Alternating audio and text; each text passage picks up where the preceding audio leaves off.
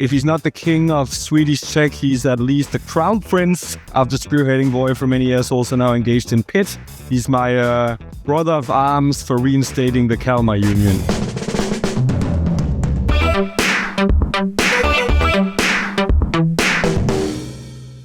So, hey Fred, how's it going? Hey Ken, great to be on the show. I also think we should just reunite the Nordics and do a Kalmar Union 2.0. I'm doing really well. I'm in Paris today, so I'm sitting in the Voi office. We have a lot of Voi bikes behind me, just enjoying life, working a lot, as one should.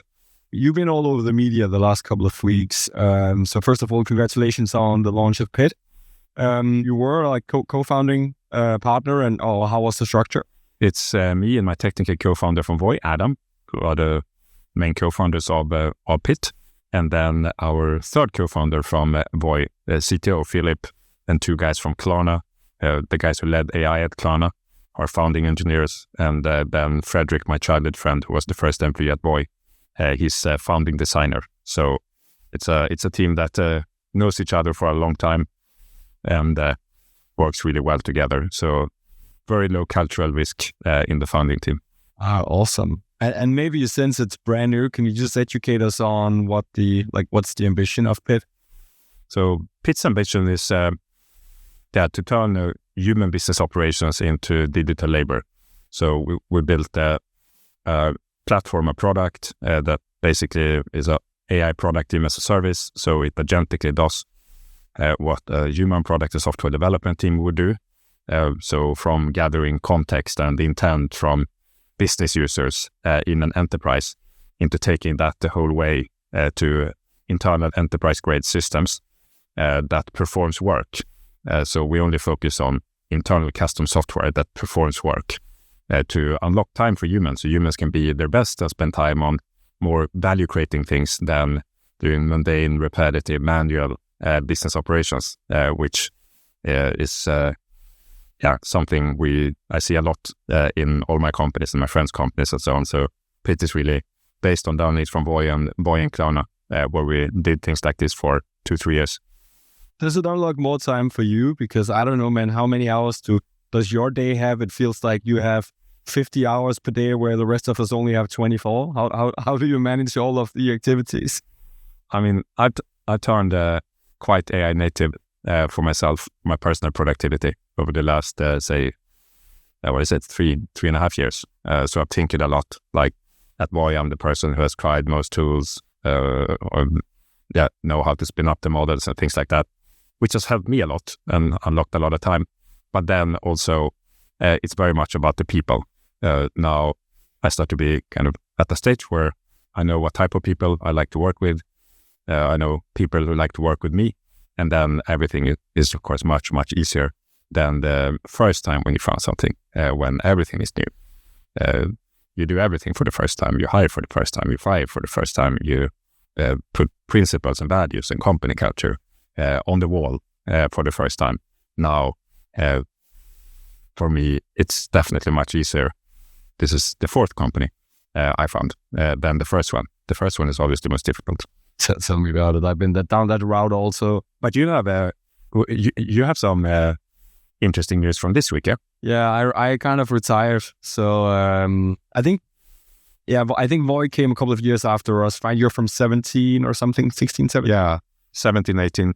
Yeah. No, look, so we've been at it for 11 years, and I think I have given it a lot of thought. I think as a founder, you're always waiting for that next thing to arrive. Oh, let's just hit, profitability, and then let's just go into Finland, and then let's do an IPO, and what about Germany? And suddenly, and look at, and I think you probably share my thoughts on that. What better time to be alive and be working in technology, and maybe considering something else than right now, right? It's a unique time in history, and I mean, AI makes it possible to just do things instead of waiting. You can get rid of a lot of coordination tasks that you otherwise, or pre-AI, would have. You're waiting for someone, you can't do it yourself and so on. These are really the days for people who just do things and know what they want to do and know what great looks like. What's your productivity hacks? Do you have any special open clause set up, or agents trolling your X account, or any quirky advice you can pass on? I have a lot. So I have a guy at Voi. His name is Gustav. He's running product and so on. Who's kind of the most structured and productivity obsessed person I know. So I've learned a lot from him. Just like he really starts with how do you spend the most scarce resource that you have, which is your time. So overall quite structured in how I spend my time. I kind of control my calendar fully myself. I have a person helping me with some logistics around it, but I control it fully myself. And I have a lot of free space in my calendar. Sometimes people think like, yeah, you probably have 80 hours a week, back-to-back meetings. But I typically have probably during the weekdays, half of the calendar is empty. And then I have blocks for doing certain things in my calendar. And I want to keep it as empty as possible so I can focus on the most important thing for that day, for that week, for that month. Because if you have back-to-back meetings all the time, then you become like hostage of your meetings and calendars. So speaking of AI, does Voi have a clear path into just the present or the future of AI? What's happening at Voi? I would say Voi is probably among the more advanced companies that are not AI native companies when it comes to becoming more AI fluent and enabled by AI. And the beautiful thing with Voi is, say, 4 or 5 years ago, everyone hated the business model. You know, it was hardware, it was software, it was operations, it was regulations. Like I'm in Paris today, or convince the city of Paris to work with you in a time where everyone wanted the SaaS, B2B SaaS. Now, that has changed to some extent. We have real assets out in cities, regulations, contracts, licenses, all of that. So it's a very AI defensive business model, while we can benefit a lot from AI in everything from the customer experience. How do we personalize the rider experience? If you are well behaved, you should get a different user experience than someone that is not, that parks poorly every time, to how we run the company. You know, semantics and context around structured data, unstructured data, so you can crawl over the whole company's context into what we're doing at Pitya, map out processes, human, heavy, manual, labor-intensive processes, and make them into software. So I would say Voi is in a good place, and we've run it as a proper change management project. Technology is one piece, but change management and education and expectations and so on. And Fredrik, speaking of that you said like Voi is in a great place. You were one of the first innovators on that segment and vertical as a whole. How did you make it through the scooter walls and everything that happened, and investment climate and COVID and whatnot? Like it must have been a hell of a journey looking back. How did you pull it off when so many other scooter companies or micromobility companies are not here anymore? What's the magic sauce at Voi? Yeah, a funny fact on that. As far as I know, Voi is the only scaled micromobility company that didn't go through restructuring, bankruptcy, or wiped out their cap table, which says something about the industry. It's a difficult, complex business model with the vehicles out, with the operations, regulations, software, and all of it. In them, I think why we made it better than anyone else was focus on the things that mattered for that moment. There was so much capital going into micromobility 2018 to 21, really, and too many of our peers did too many things at the same time, but we stayed focused. We started with scooters in Europe. We made that profitable. Then we added on bikes. We cut costs early, 21, 22, while others just continued as if capital was zero interest still. So a lot of those small things like focus, frugality, discipline, and so on, which sounds boring, but in the end, karma works, and those small details compounds. It must have been quite the journey. And look, I as a Dane, and Dane tends to be somewhat direct, I couldn't help notice there's been a few social media pictures recently about a potential acquisition. I think you were really swift in fencing it off, but like, where do you think it came from? So for context here, it was yesterday and the day before, news came out that Uber is acquiring Voi for $1.2 billion. And we went out and said, no, we are not selling to Uber for 1.2 billion, or are not accepted any offer at any other price. And then we did some digging. We found the root source was Perplexity. So it was root source was AI generated, and then it just spanned through various reasons. That's on the way. The source referral was of course lost. So then it became real news. It's wild. That downside of AI, right? Yeah. No, so I'm not a seller at those levels. We think the potential is much larger. Well, what's the future then for Voi? Like, are we seeing self-flying drones or a Voi cyber cab or anything coming up over the next coming years? Like, where do you see the future? I mean, you never know. We are built and building some what I think is some very valuable assets. So we built the whole technology platform, the software data platform on which we can add different hardware modes. So it's really a vehicle agnostic platform. But we started with e-scooters, now also e-bikes. We could add on other vehicles to meet the needs of customers and cities and so on. We have relationships with cities in close to 200 cities where we're live and operating. So building deep relationships there. We have millions of users, riders every month, which is of course also very valuable. And over time, I think micromobility has never been as small and non-important as it is today. Fast forward 5 years more, we will see much more micromobility in cities, and Voi will be the clear leader winner in Europe and perhaps outside of Europe as well. And how's that been like navigating to regulation and parking spots? And it seems like it must have been a wild transformation going from the wild west of micromobility and then into a whole new rule set. When we started, there were no regulations pretty much anywhere, which was Wild West, and so much capital, and the products were immature, operations was immature. So that led to complicated situation in many cities. Now we're much more mature as an industry. So typically we win contract, a license with a city. We can operate over a couple of years. There are SLAs and rules and so on around parking and other things in that contract. So that has fixed a lot of things, but also on our side, we're of course much better at operating the business. The products are much better. We can take action on bad parking. We can take action on twin riding and antisocial behavior and so on. So it's really about serving a lot of different stakeholders, the riders, the cities, the non-riders, the people living in a city don't use the service, but they're exposed to the service every day because the vehicles just stand there. I'm curious, and I've been there for a period of time to understand what's the most popular ride now. Is it e-bikes more than it's the scooter, or is it different from country to country? Or? Yeah, very different. I'm in Paris today. In Paris, we only run bikes. In Copenhagen, we will only run bikes. While if you go to a city like Stockholm or Berlin, the scooters are much more popular. So it really differs per city. Okay.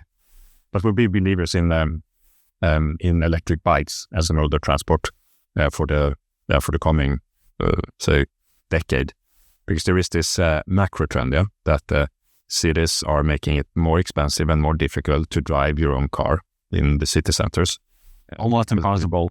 Yeah. Like in our city, Stockholm and Copenhagen, it starts to get impossible or extremely expensive. People still need to get around to and from work, in between meetings, to the gym and things like that. And for that, micromobility is really good. And e-bikes for slightly longer distances than e-scooters that are typically for slightly shorter distances. Look, Fredrik, so there's one thing that I'm really keen to pick your brain about, and that's the whole the explosion of Sweden right now. And I think, the whole idea about this pod was to speak about, everything in regards to the Nordic, not just per country, but, the Nordics as a whole, trying to bring us a bit more together, right? And I think I think there's many ways where both Denmark and Norway and probably also Finland and Iceland and else can learn from Sweden. But like what's happening right now in Sweden? How come the explosion is just insane currently? Yeah, we're going for the win, yeah? For the global win. Yeah, it looks like it. Yeah. I mean, the starting point in most things is really culture, because most other things like regulations and what people do with their life and so on comes downstream from culture. And Sweden has always had the engineering culture and the doer culture, which I guess the Danes also have. I think Sweden comes from a history where we had to build things, while Denmark perhaps more traded things, which is a difference, of course, in mindset. And Norway comes from a background where they made a lot of money of drilling oil and then selling it. Yeah. So I guess if you look back, it come kind of the builder mindset in Sweden comes a bit from that. And then we've had large global successful, now we call them industrials, but they were tech companies, engineering companies, and they still are to some extent for many, many years. And that has trickled down to this builder mindset, strong engineering, strong universities, and the last 25 years really since computers and internet exploded. We've had a few different cohorts and generations of companies, starting with Skype and Spotify and Kazaa and Pirate Bay and those companies, then moving into Klarna, the gaming companies, King, Mojang, and so on. Then you had my cohort of companies, Voi, healthcare companies, logistics companies, autonomous trucks, and so on, like 10 years ago. And now the last 4 years, we have seen this explosion of AI companies. The energy in Stockholm now is electric. There are so many companies popping up from left and right, first, second, third, fourth time founders. There's a lot of risk-willing capital who's been around for a long time and know how it is and how you should invest in startups and what the rules are. And currently we also have a very supportive government. I mean, you've probably seen it, Ken. Our government is out several times a week and say that Sweden should be the leading tech hub and entrepreneurship hub in the world, next to like Silicon Valley. So there's just a lot of momentum, a lot of optimism. I think I think through quickly. I think I wrote you at a point in time that I'm applying for a Swedish citizenship because, we just had an election here in Denmark and there was no such thing as speaking about neither technology broadly or AI, but more about taxes and kind of the regular topics. So I think we're kind of falling behind in my home country. Well, how can Sweden inspire and elevate the rest of the Nordics? Because it is the largest country and by default also of investment and now of companies, the big brother in our region. How can you guys bring us on that journey so Denmark and the rest of the group of countries follow through? Kalmar Union. Yeah. Let's go. I mean, we could just reunite the whole thing and get like Swedish tech, Danish, pharma, shipping, and so on, Norwegian oil, Finnish also engineering and forest and so on. That would be the easiest way. My feeling is that there is a lot of collaboration between politicians and so on a Nordic level, but on a people cultural level, there is a larger acceptance in Sweden for people becoming really successful and in business also really rich than in Finland, Norway, and Denmark, as long as you don't flash it in Sweden. I mean, we love the entrepreneurial success stories as well, similar to how we love our sports stars, Zlatan, or our music stars like Zara Larsson or Avicii or Swedish House Mafia. But there is also very high acceptance and encouragement to go big and succeed in business. So I think the other Nordic countries are also amazing in their ways. They need to adopt a bit of that. Don't look down upon success. They encourage it because it funds the welfare system in them. Yeah. So a bit less of yender than we might have in the other neighboring countries. I mean, we had the yenter when it comes to be modest and don't flash and be low key and don't think you're better than anyone else. But we also very much encourage success, I would say.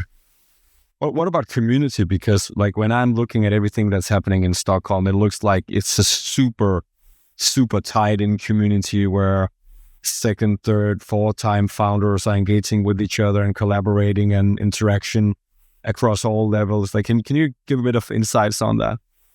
Yeah, the community is very strong. I mean, we get this network effects of geographical proximity that you don't get in Paris or London because they're so large, those cities are so spread out. While in Stockholm, everything is really gathered within, say, a 20-25 minute walk from central Stockholm, a 10-minute Voi ride. And then you get a lot of serendipity as well. Yeah? You go to the same gym, you go to the same restaurant, you go on the same walk and so on.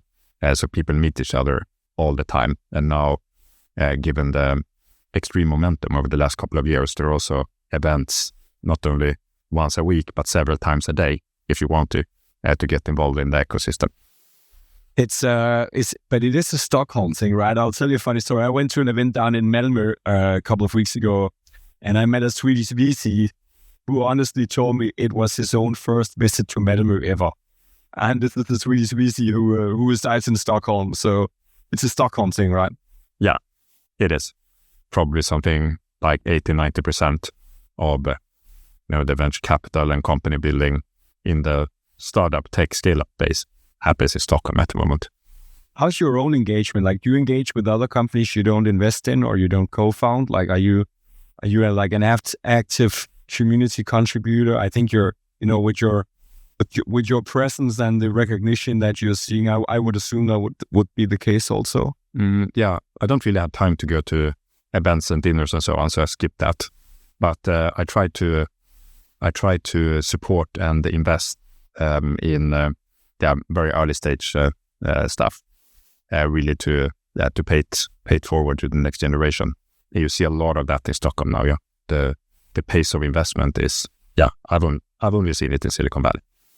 Rounds moving so fast now, which will lead to a few very large successes, of course, but it will also lead to a lot of losses, which is part of the game. And also, as the tech and startup community getting more mature in Sweden and Stockholm, there's also a much higher acceptance for failure now than 10 years ago. 10 years ago, it was a bit stigmatized. Like, you have to put your company in bankruptcy.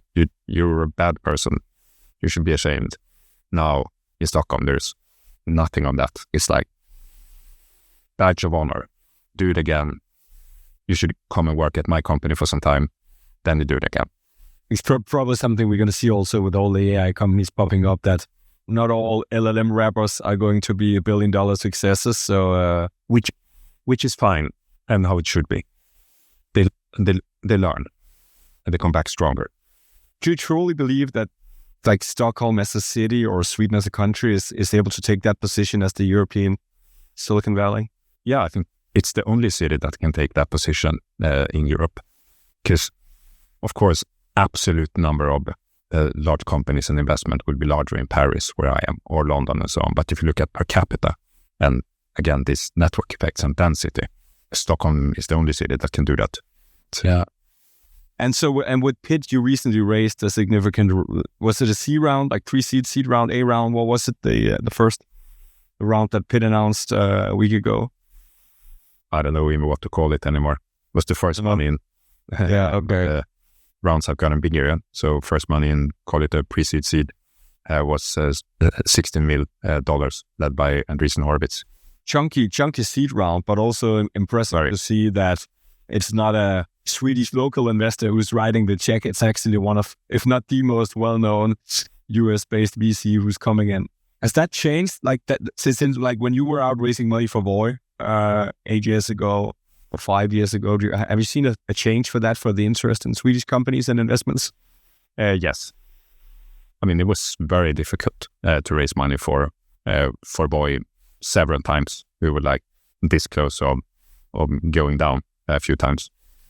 Of course, Pitt is another business model, but we also live in another time where all the natural capital is flying into Stockholm on pretty much a daily, weekly basis, or a few times every month to find the next next Lovable, next Legora, next Spotify, next Voi.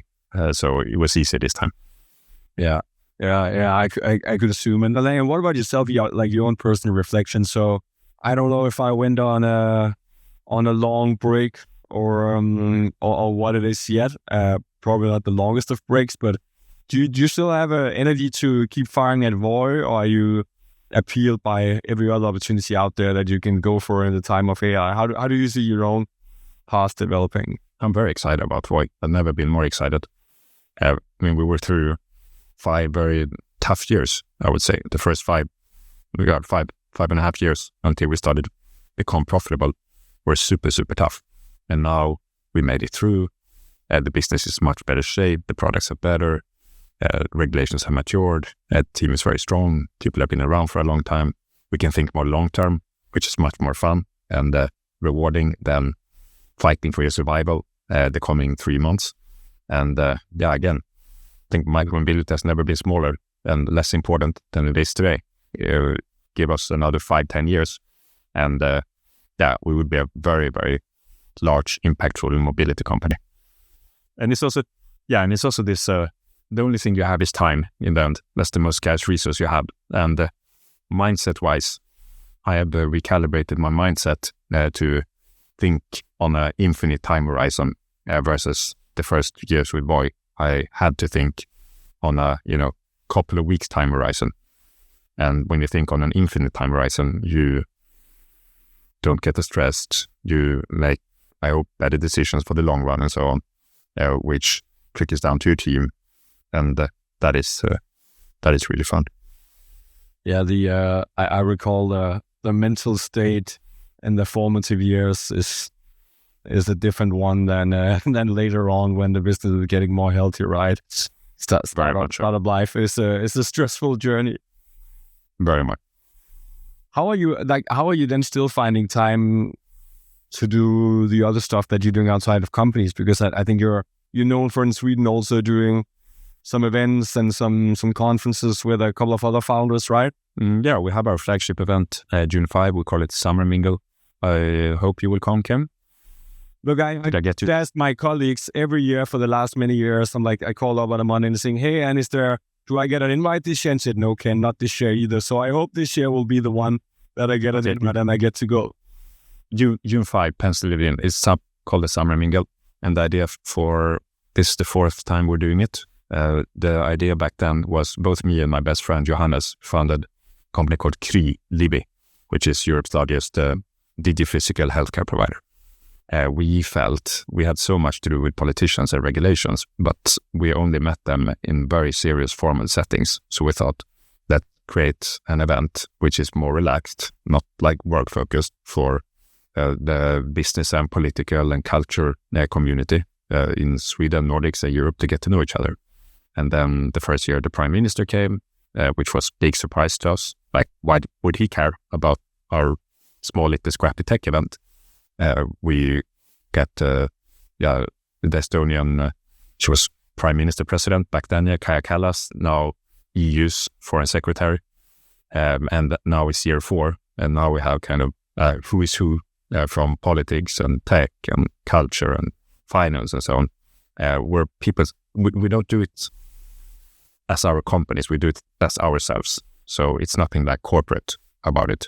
It's just friends and family and business partners and people we know, 400 people this year. And then it's a formal part where prime ministers and others speak a bit. And then from 9 o'clock, it becomes like a full-blown party part, where we last year brought Sebastian Ingrosso from Swedish House Mafia. And that was wild, of course. So we tried to mix fun with formality. Okay, now I can't wait to go. So it's gonna be on the summer's bucket list. Look, Fredrik. So I know we're running out of time because you had a hard stop here in a few minutes.